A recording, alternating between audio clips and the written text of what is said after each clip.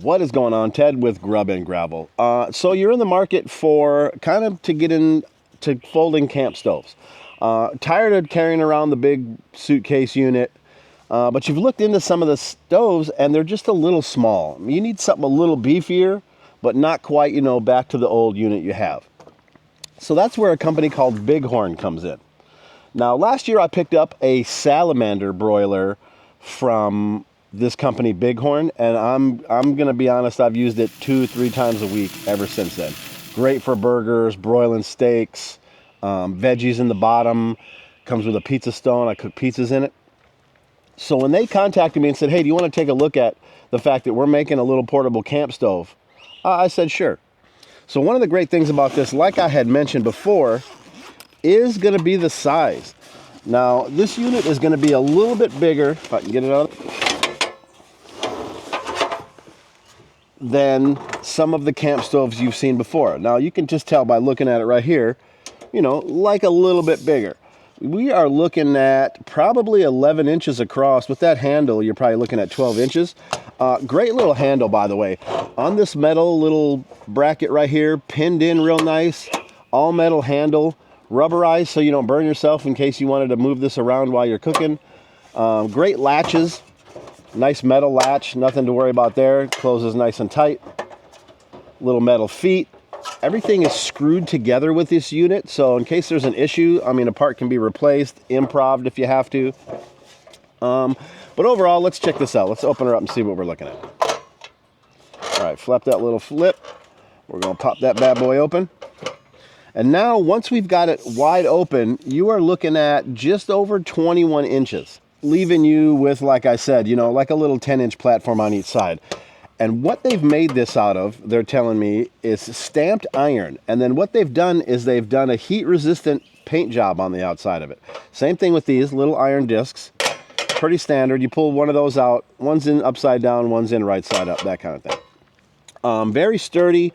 Like I said, the extra width is going to give you ability to get something like a huge pan on this burner, and still give you plenty of room to operate if you were working a pot or anything like that. One of the things they are going to give you, though, is an actual cooking platter, like a little grill surface. Now you notice half of it's going to be a straight flat top and the other half is going to be textured. Now this is your side for like your proteins, things like that. And then stir frying, making eggs, steaking eggs, whatever you want to do. And that little deal fits right on side of there. And when you rotate it a little bit to find the notch, it sits right into place perfectly. It's not really going anywhere on there. Everything is very stable. You have these burners where even if you get a pan this size, it's real rocky. And this one seems to be doing the trick just fine. All right, so what we're going to do is we're going to pull out the gas regulator. Now, one of the things I really like about this gas regulator, the hose. So a lot of times you get those little stiff ones and it's got to sit here and it's got to be a certain way and you got no choice. Now what they've given you is, what is that got to be? 2.5, 3 feet long, something like that for a regulator hose. And just right here on the side, simple, gives you a big thumb hold on there to get it screwed in, no problem at all. And then pretty standard, get your gas on there.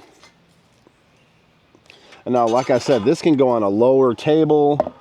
If you were right up near the edge, this will actually fit all the way to the ground. That thing is sitting on the ground right now. So, all right then. So what you're going to have for the front is a pretty standard knob situation. No, one of my pet peeves this does not take care of. There is no detent when you're turning it off. So at some point, inevitably, I'm going to lower the heat on this to the point where I shut it right off. But easy enough. Turn the gas on. You can hear it coming. There is an electric lighter. One button. You saw how easy that went. And then, like I said, you can adjust your temperature however you want to. And what I'm going to do is I am going to use this little tablet right here. And I am going to make a couple of raw tortillas. We're going to see if this thing can make some fajitas. So let's get these on the platter right there to get started with. Move that out of the way. Like I said, we can move this anywhere we want. Let's actually bring it down here and put it on the ground so it's completely out of the way. Now, one of the other things I talked about was how big this deal is so that we can fit a full pan on here.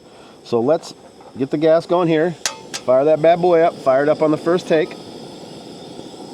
That pan, like I said, I mean, you're a little wobbly. This handle is extremely heavy on this one, but even at that, you know, there's not going to be any kind of like tips or anything crazy like that.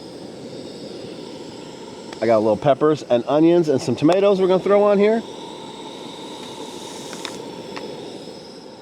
Got a little Blackstone street taco seasoning. A little chunk of steak.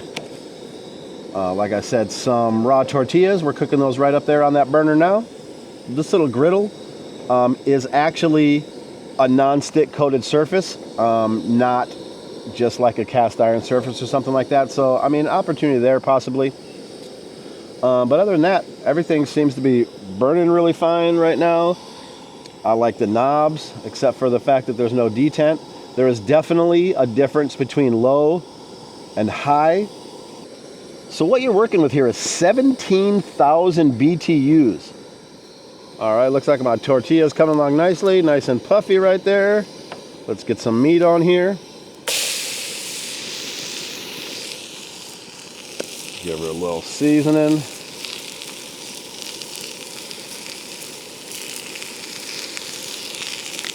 Now this Blackstone street taco stuff, side note, I just started trying this week.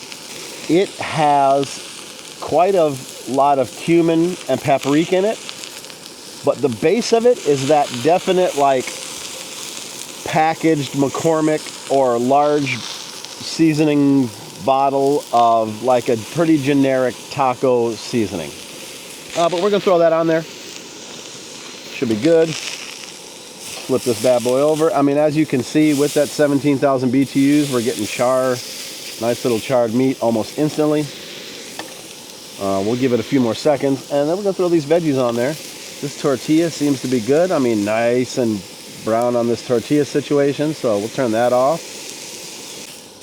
All right, let's get a little flip on that meat, and we are going to add the vegetables. I just got to mix peppers, onions, tomatoes, jalapenos, things like that. It's gonna make me cough here in a second.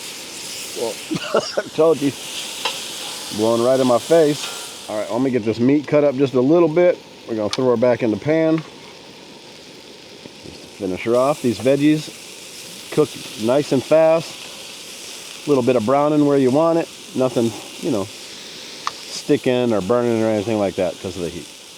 Now, 17,000 BTUs. Burners big enough to hold a really big pan. Burners hot enough to cook extremely well on a pan this size. All in at a svelte 5.5 pounds. Packaged up in the bag, even with the platter, you're looking at 10 inches across, about 4.5 inches tall, you know, 10 inches deep also.